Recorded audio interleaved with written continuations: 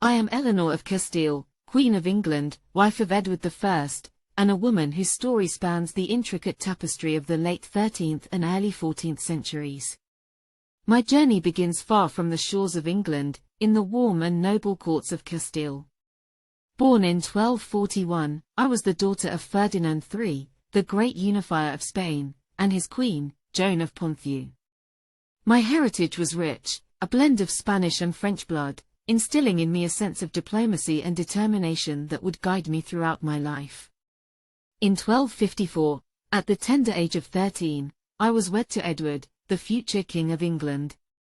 Our union was more than a marriage, it was a strategic alliance, sealing the peace between England and my native Castile.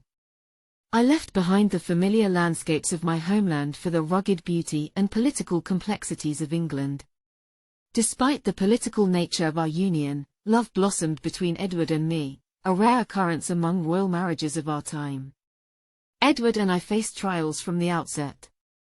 During the turbulent years of his father Henry III's reign, we stood as partners in both war and peace.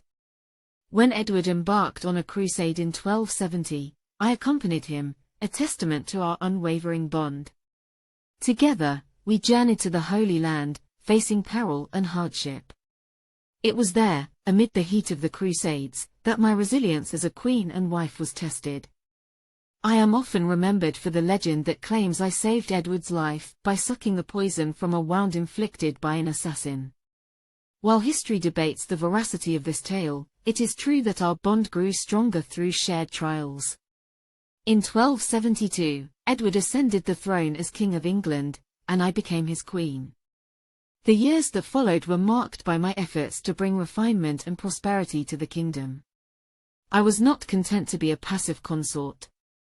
I introduced advanced agricultural practices, particularly the widespread planting of orchards, which would become my enduring legacy.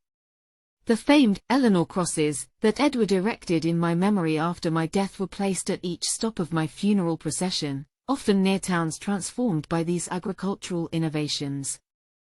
As queen, I was deeply involved in the administration of our estates, often traveling extensively across England. My stewardship was marked by efficiency and an understanding of commerce, land management, and diplomacy.